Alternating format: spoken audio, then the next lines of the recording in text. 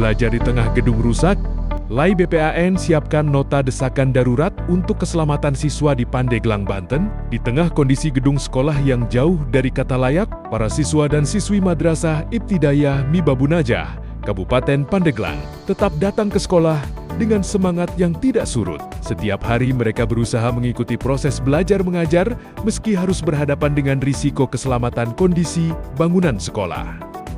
Saat hujan turun, air kerap merembes masuk ke ruang kelas. Lantai menjadi licin, udara terasa dingin, dan perlengkapan belajar anak-anak kerap terdampak kondisi tersebut. Meski demikian, kegiatan pembelajaran tetap berlangsung. Para siswa berusaha fokus belajar, sementara para guru tetap mendampingi mereka demi menjaga harapan dan masa depan generasi penerus bangsa.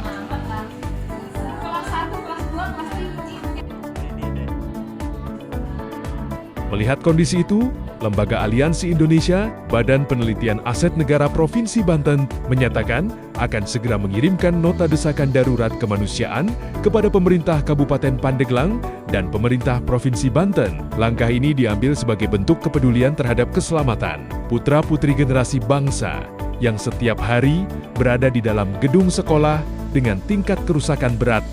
Bayangkan anak-anak usia sekolah dasar harus belajar membaca dan menulis di ruang kelas yang tidak sepenuhnya mampu melindungi mereka dari hujan, dingin, dan rasa tidak aman. Demikian salah satu kutipan dalam nota desakan tersebut. BPAN menegaskan, persoalan ini bukan soal status sekolah negeri atau swasta. Anak-anak tidak pernah memilih di mana mereka dilahirkan. Dalam kondisi seperti apa mereka harus menuntut ilmu. Mereka adalah putra-putri bangsa Indonesia.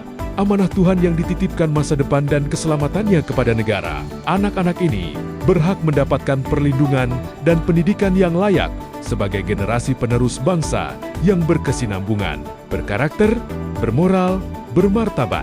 Di tengah alokasi dana hibah pendidikan keagamaan oleh pemerintah Kabupaten Pandeglang pada tahun anggaran 2025, kondisi ini memunculkan pertanyaan publik. Mengapa masih ada anak-anak yang belajar di ruang yang tidak layak dan berisiko? Aliansi Indonesia BPAN menegaskan, nota ini tidak dimaksudkan untuk menyalahkan pihak manapun.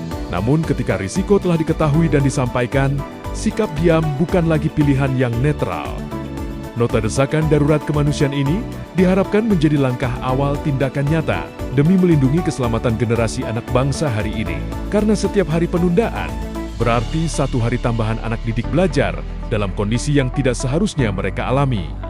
Ketua Lembaga Aliansi Indonesia Provinsi Banten, Nur Sidik Badawi, menyampaikan bahwa keselamatan dan masa depan anak-anak harus menjadi prioritas utama semua pihak. Pendidikan yang layak dan aman adalah hak dasar setiap anak bangsa yang tidak boleh diabaikan dalam keadaan apapun.